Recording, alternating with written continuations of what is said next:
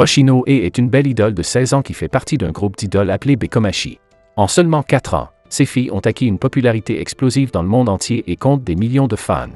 L'un de ces fans est Goro, un gynécologue qui adore et un jour, alors qu'il regarde le concert dans la chambre d'une patiente, une infirmière lui demande d'arrêter car cela va à l'encontre de la politique de l'hôpital. Goro ne s'en préoccupe pas, mais il découvre qu'une de ses patientes ne se sent pas bien. Lorsqu'il rend visite au patient, il s'avère qu'il s'agit d'une fille nommée Sarina, qui lui dit qu'elle est son idole et qu'elle veut lui ressembler, et que si elle avait un jour la chance de renaître, elle voudrait avoir ce visage. Goro, croyant que la renaissance est une histoire pour les enfants, lui dit de ne plus penser à renaître et de devenir une star dans cette vie, car elle est très belle. Très touchée, elle demande à Goro de l'épouser, mais celui-ci refuse, disant qu'elle est encore mineure et qu'il y réfléchira quand il aura 16 ans. Le lendemain, Sarina meurt de sa maladie incurable et Goro lui souhaite de renaître en bonne santé. Quelque temps plus tard, Goro apprend qu'il a des problèmes de santé et s'en réjouit. Soudain, une infirmière lui annonce que son prochain patient est une jeune fille et lorsqu'il va la voir, il est choqué de constater que la patiente n'est autre qui est enceinte de jumeaux. Bien qu'elle soit enceinte de quelqu'un d'autre, Goro lui promet un accouchement en bonne santé. Au fil du temps, il s'occupe d'aider dans ses exercices et dans d'autres domaines. La veille de l'accouchement, Goro demande un congé de 10 heures car il a quelque chose à faire à la maison. Et dit qu'elle le préfère à d'autres médecins pour l'accouchement, mais Goro lui assure qu'il reviendra avant l'accouchement. Alors qu'il rentre chez lui, un mystérieux personnage lui pose des questions sur la santé d'E et sur ses jumeaux. Comprenant que l'homme veut ruiner la vie d'E en l'exposant au monde, Goro décide de le suivre, mais l'homme le piège et le jette du haut de la falaise. Alors qu'il rend son dernier souffle, Goro repense à sa rencontre avec Sarina et à ses dernières paroles sur sa renaissance en tant que célébrité. Peu après, il réalise qu'il est né de nouveau et qu'il est le fils d'E. Goro se réveille en tant que nourrisson, c'est-à-dire l'un des fils jumeaux de Hoshino et qu'elle a appelé Aquamarine Hoshino. Il a encore tous les souvenirs de sa vie précédente. Il réfléchit aux circonstances dans lesquelles il se trouve, mais il décide de vivre sa vie de nourrisson, appréciant la situation car il est pris en charge par sa nouvelle mère, sa bien-aimée et il fait également la connaissance de sa sœur Ruby Hoshino, un peu têtue comme lui.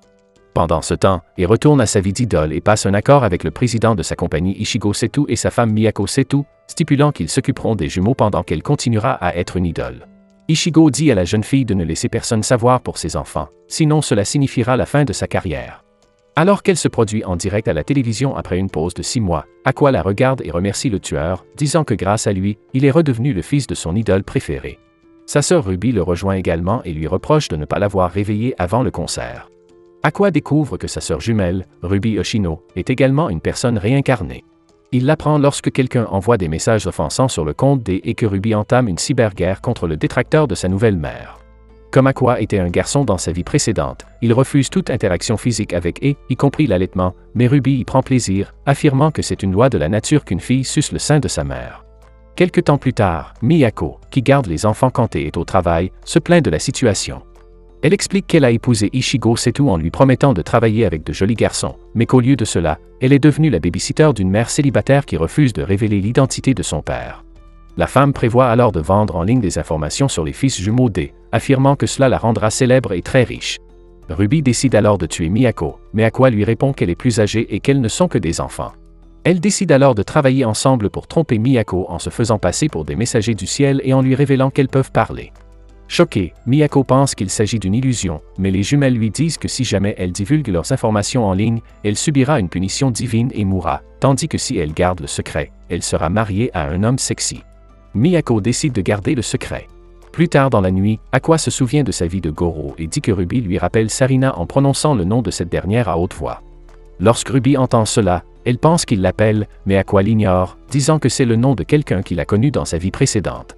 Par pure coïncidence, il est alors révélé qu'il s'agit de Sarina. Quelques mois plus tard, et se plaint que son salaire est faible et qu'il ne sera pas suffisant pour permettre une vie heureuse avec les jumeaux.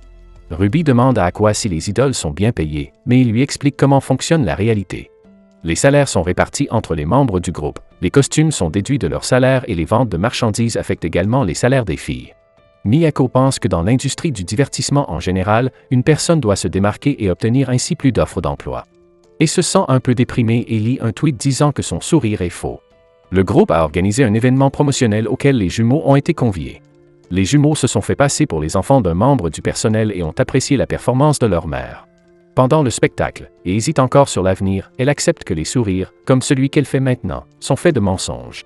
Cependant, elle se tourne vers les jumeaux et les voit faire du cheerleading avec des bâtons lumineux. La performance des jumelles est devenue virale, atteignant plus de 2 millions de personnes en quelques heures, et a enfin compris comment créer un véritable sourire. 1 an plus tard, les jumeaux ont grandi. Ils rejoignent Tae dans son travail, cette fois pour jouer dans une pièce de théâtre. Cette fois, ils se font passer pour les fils d'Ichigo et rencontrent le célèbre metteur en scène Taishi Gotanda. Comme tout le monde sur le plateau adore la beauté de Ruby, Aqua sort mais tombe sur le directeur Taishi, qui menace de le mettre à la porte s'il pleure. Aqua s'excuse et demande au réalisateur d'être gentil avec sa mère à l'avenir. Taishi n'est pas choqué d'entendre l'enfant parler comme un adulte alors qu'il a à peine 1 an, mais il lui offre une carte de visite au cas où il voudrait devenir un enfant acteur et remarque qu'il attire l'attention sur lui alors que son jeu est médiocre. 1 mois plus tard, Ruby et Aqua assistent à la pièce et s'étonnent que leur mère n'apparaisse que dans une scène. Aqua appelle immédiatement le metteur en scène, qui lui explique que la société de production ne peut pas mettre l'actrice principale avec parce qu'elle est trop jolie et qu'elle a décidé de la supprimer. Pour s'excuser, le réalisateur propose à de lui donner un rôle dans un film, mais il ne le fera qu'à la condition que son fils Aqua accepte également de participer au film. Aqua est appelé comme enfant acteur pour le nouveau film de Taishi. Bien qu'Aqua lui dise de choisir sa sœur plutôt que lui parce qu'elle est douée pour la comédie, Taishi dit qu'il ne veut que lui dans le film. Plus tard, Aqua rencontre une autre enfant actrice, Kahana, qui parvient à le mettre en colère par son attitude irascible. Pendant le tournage, Kahana joue bien son rôle, mais Aqua voulait que sa sœur soit dans le film et il a décidé d'agir de manière effrayante. Mais sans le vouloir, il fait un excellent travail pendant la scène. Peu après, Kahana supplie le réalisateur de refaire la scène, car elle reconnaît que son jeu dans cette scène était inférieur à celui d'Aqua. Aqua et le réalisateur discutent alors du jeu d'acteur et de l'importance des compétences en communication, ce que le réalisateur recherche. 2 ans plus tard, la carrière s'est développée grâce au succès du film. Un jour, l'école des jumelles décide d'organiser un festival. Ruby se souvient de son ancienne vie et du fait qu'elle ne peut pas danser à cause de sa maladie, et décide de la rejoindre et lui donne une précieuse leçon de confiance en soi. Ruby commence à danser, tandis qu'Aqua la regarde en disant qu'elle n'est pas seulement douée pour le théâtre, mais aussi pour la danse. Plus tard, elle téléphone à son ex, le père présumé des jumelles, pour lui demander de rencontrer ses enfants. La carrière est à son apogée, avec une grande popularité, de nombreuses offres d'emploi et même des représentations au Tokyo Dome. Elle se souvient qu'elle a été remarquée par Ichigo Setou et qu'il a joué un rôle important dans sa vie d'idole. Elle a décidé de devenir une idole pour aimer quelque chose, espérant que son mensonge deviendrait vérité alors qu'elle dit sans cesse « je t'aime » à ses fans. Et pensait qu'elle aimerait ses enfants lorsqu'elle deviendrait mère, mais cela n'a jamais été le cas et elle ment à tout le monde. Le jour de son 20e anniversaire, quelqu'un frappe à la porte et un homme suspect, tenant des fleurs et un couteau, poignarde la jeune fille. L'homme révèle qu'il a été trahi en tant que fan lorsqu'il a appris qu'elle avait des enfants, mais, qui respire bruyamment, dit qu'elle aime ses fans. Elle se souvient même du nom de l'homme, Ryo, et garde un pendentif qu'il lui a offert. L'homme se sent coupable et s'enfuit. Aqua essaie d'aider sa mère en appelant l'ambulance, mais sa mère sait qu'elle n'a pas le temps de s'occuper d'elle. La petite Ruby n'est pas autorisée à voir ce qui arrive réellement à sa mère.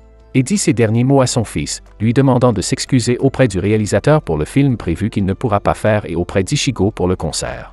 Elle lui dit qu'elle voulait que Ruby devienne une idole comme elle et qu'elle voulait se produire avec elle sur la même scène. Et pense aussi qu'Aqua est un très bon acteur et elle veut qu'il devienne le meilleur acteur du monde.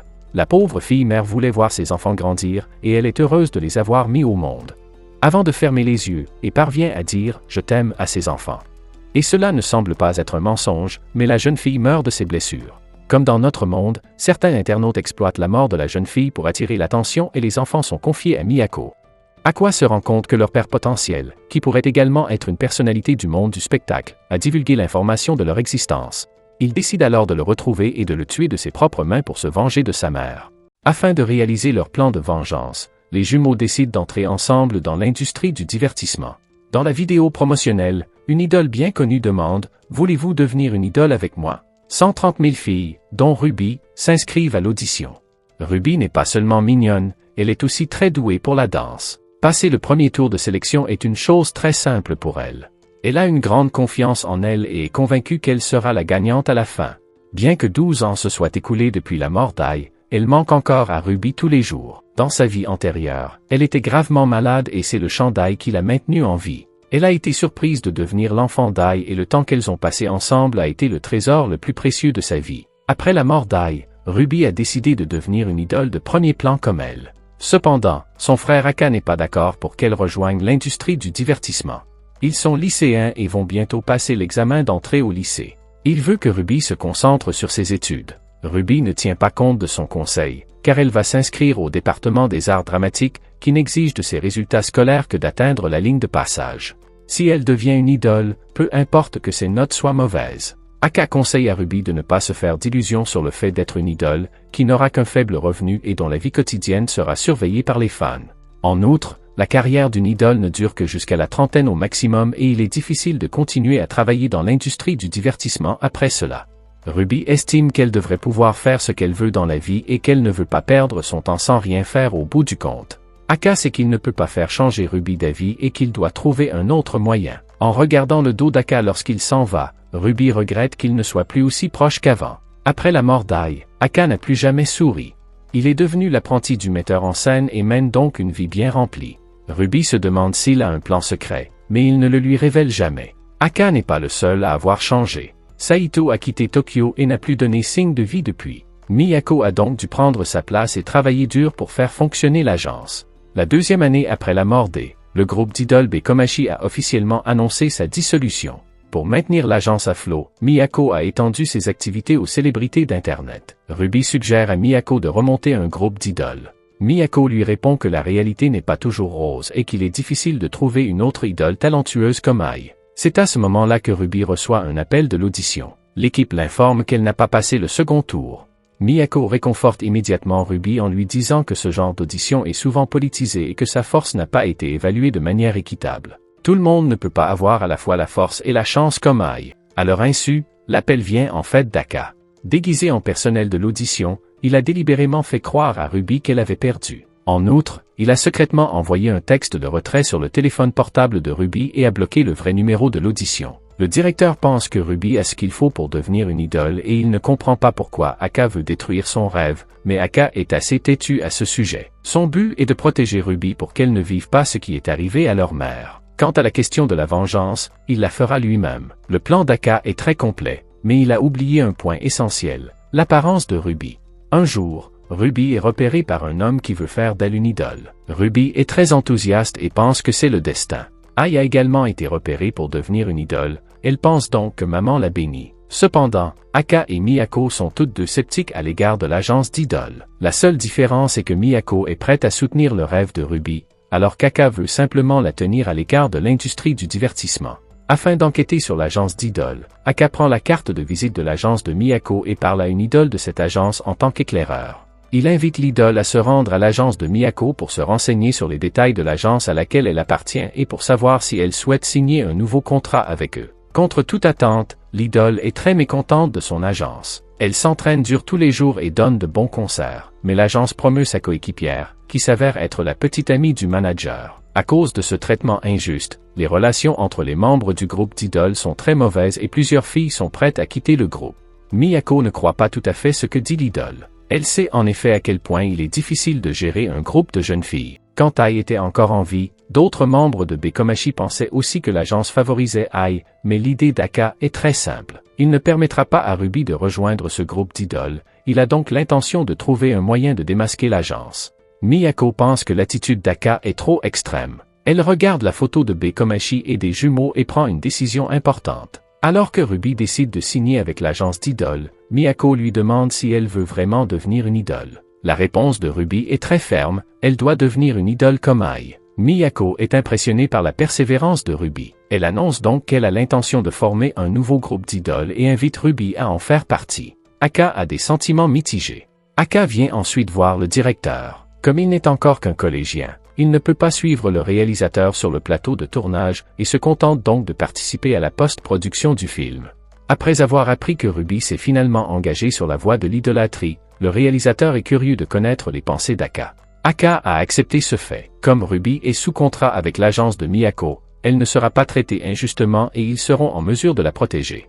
Le directeur mentionne qu'Aka a déjà voulu devenir acteur, mais avant qu'il ne finisse ses mots, Aka l'interrompt, disant qu'il veut juste travailler dans l'ombre maintenant. Le directeur se demande pourquoi, mais Aka ne répond pas tout de suite. Il voulait devenir acteur dans l'intention de se venger de son père biologique qui se cache dans l'industrie du spectacle, mais il lui est venu à l'esprit qu'il pouvait aussi s'impliquer dans l'industrie du spectacle et avoir de vrais contacts avec différents artistes, même s'il travaille dans l'ombre. Il ne peut pas le révéler au réalisateur et dit donc que, contrairement à Ai, il n'est pas doué pour la comédie. Le réalisateur tente de l'encourager en lui disant que s'il n'achète pas de billets, il ne gagnera jamais à la loterie. Bien qu'il n'ait pas le talent d'Ai, Ai n'était pas aussi intelligent que lui. Il peut voir qu'Aka veut toujours être acteur, et espère qu'il travaillera dur pour réaliser son rêve. À ce moment-là, Aka se souvient de ce qu'Ai lui a dit un jour, à savoir qu'elle avait toujours voulu qu'il devienne acteur. Malheureusement, alors qu'Aka est sur le point de prendre une décision, la mère du réalisateur entre dans la pièce pour leur demander de manger, interrompant ainsi leur conversation. Peu après, les jumeaux passent ensemble l'examen d'entrée au lycée U2. C'est l'une des rares écoles au Japon qui propose des cours d'art du spectacle et les candidats doivent fournir la preuve de leur contrat avec une agence. Il est à noter qu'Aka s'est inscrit dans les matières générales. Avec ses notes, il aurait pu choisir une meilleure école, mais pour protéger sa sœur, il a choisi le lycée U2. Les jumeaux rencontrent Kana à l'école, qui est encore plus mignonne après avoir grandi. Alors que Ruby rit au nom d'Aka, Kana les reconnaît. Elle persiste dans son rêve de devenir une actrice célèbre et s'inscrit donc au département des arts du spectacle. Elle est surprise de rencontrer Aka ici, car ce dernier n'a pas participé à des tournages de films depuis longtemps, ce qu'elle regrette. C'est alors qu'Aka lui annonce qu'il n'a pas postulé pour le département des arts du spectacle. Kana est surprise qu'Aka n'ait pas postulé pour le département des arts du spectacle. Pour en savoir plus sur son expérience des dernières années, elle le rattrape. En tant que célébrité, Kana ne peut pas se contenter de discuter dans un café à l'extérieur, elle invite donc Aka chez elle. Ayant pris connaissance des inquiétudes de Kana, Aka décide de l'emmener chez le directeur au lieu d'aller chez Kana.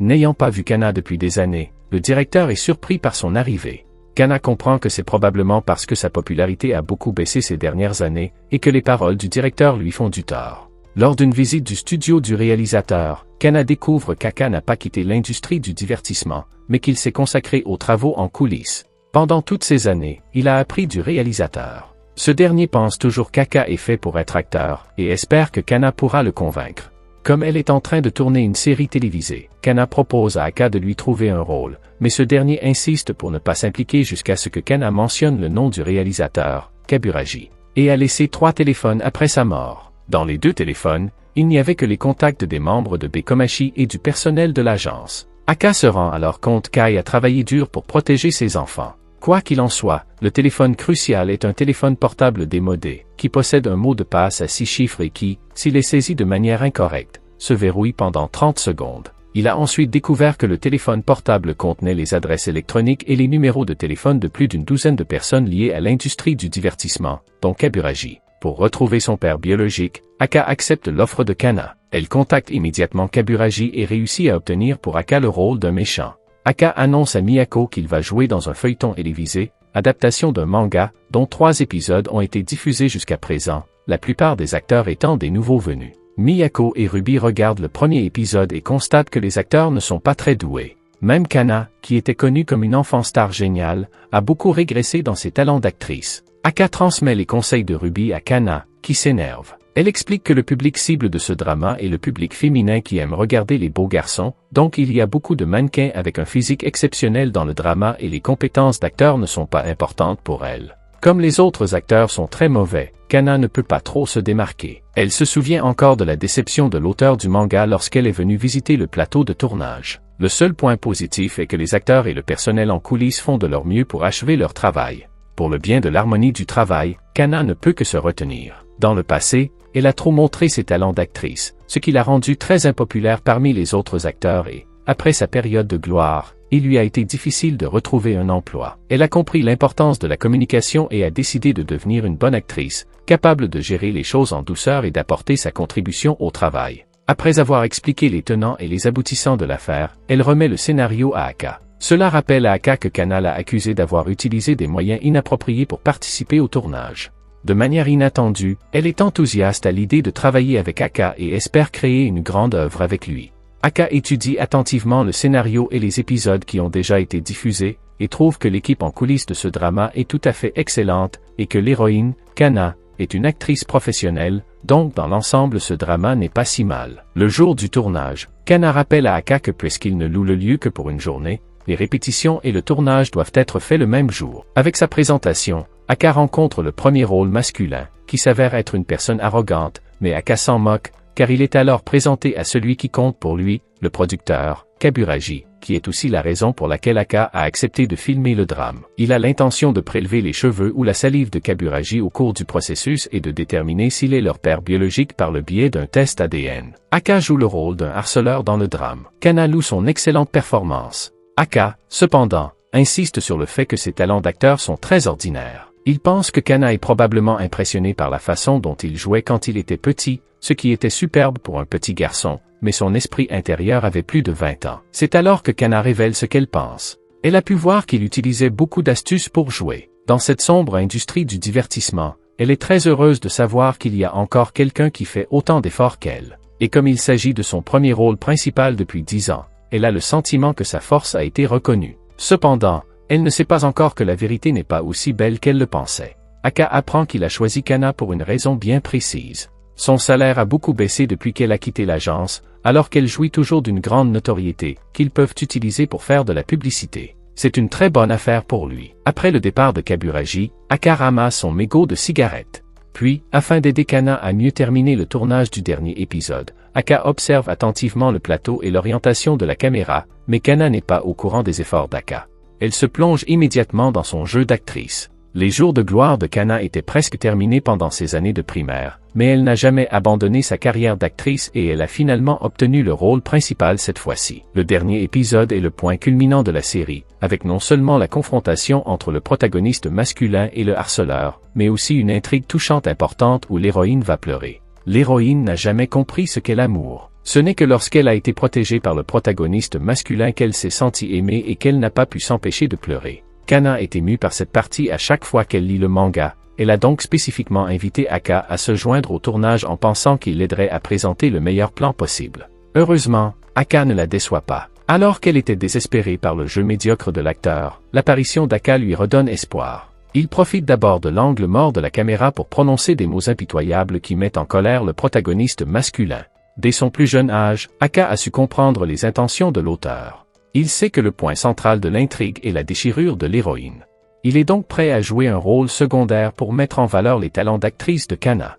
Kana répond également à ses attentes, en interprétant parfaitement la scène cruciale de ce drama. Après la diffusion du dernier épisode, le scénariste et le public font des commentaires extrêmement positifs. Lors du banquet de célébration, Kaburagi fait l'éloge des talents d'acteur d'Aka. Avant cela, Aka a confirmé que Kaburagi n'était pas son père grâce à l'identification ADN. À sa grande surprise, Kaburagi prend l'initiative de mentionner Ai, parce qu'Aka et Ai viennent de la même entreprise, et que lui et se ressemblent. Kaburagi se souvient souvent d'Ai lorsqu'il voit Aka. Ai et lui étaient des collègues très proches et il lui présentait parfois de bons partenaires et des lieux de rencontre plus privés. Aka ment en disant qu'il est un fan d'Ai et veut savoir avec qui Ai avait des relations secrètes. Kaburagi profite de l'occasion pour proposer à Aka de tout lui révéler sur Ai à condition qu'il participe à une émission de télé-réalité sur l'amour. Après cela, Aka participe à la cérémonie d'entrée au lycée. Kana, en tant que senior, leur présente la situation générale de l'école. La première fille avec laquelle elle se lie d'amitié est sa camarade de bureau, Kotobuki, qui a une silhouette sexy, ce qui rend Ruby très jalouse. Pendant la pause déjeuner, Ruby présente Kotobuki à Aka. En parlant de son aisance dans sa nouvelle école, Kotobuki dit qu'elle est très nerveuse parce qu'elle est maintenant entourée de professionnels. Aka la rassure en lui disant que, d'après ses observations, il n'y avait pas beaucoup de professionnels célèbres parmi les étudiants de première année qui assistaient à la cérémonie d'entrée, et qu'elle n'avait donc pas besoin d'être nerveuse. Mais Ruby est d'un autre avis. Il y a une idole très célèbre nommée Frill dans leur classe. Elle n'a pas assisté à la cérémonie d'entrée en raison de son emploi du temps chargé. Frill est aussi l'idole préférée de Ruby en ce moment. Aka prend l'initiative de lui parler, espérant qu'elle pourra s'entendre avec Ruby. Contre toute attente, Frill reconnaît Aka et Kotobuki. Elle a vu des séries télévisées filmées par Aka et Kana, ainsi que des couvertures de magazines filmées par Kotobuki. Elle leur exprime alors sa reconnaissance.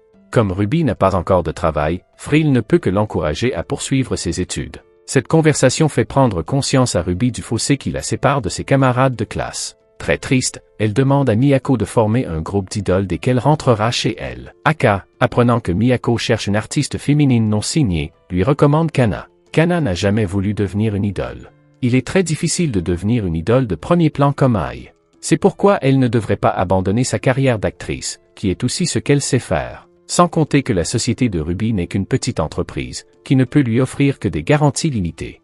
Après avoir étudié sérieusement la proposition de Ruby, Kana décide de la rejeter, mais elle ne s'attend pas à ce qu'Aka veuille aussi faire d'elle une idole. Il connaît très bien le caractère de Kana. Il en profite pour lui demander de l'aider à s'occuper de Ruby et de devenir une idole avec elle. Finalement, Kana accepte la demande d'Aka et signe un contrat avec Miyako, devenant ainsi membre d'un groupe d'idoles. La seule chose qui réjouit Kana, c'est qu'elle peut travailler avec Aka et qu'elle a de nombreuses occasions d'interagir avec lui. Un jour, elle demande à Ruby ce qu'Aka a fait récemment, et on lui répond qu'Aka participe à une émission de rencontre. Cette émission de télé-réalité compte au total 6 animateurs, qui sont tous encore lycéens. L'émission leur permet de discuter et de sortir ensemble, tout en observant s'ils peuvent devenir un couple. Aka doit être un garçon ensoleillé et joyeux. Alors qu'il fait ses débuts, une fille nommée MEM est immédiatement attirée par lui. MEM est une fille très mignonne.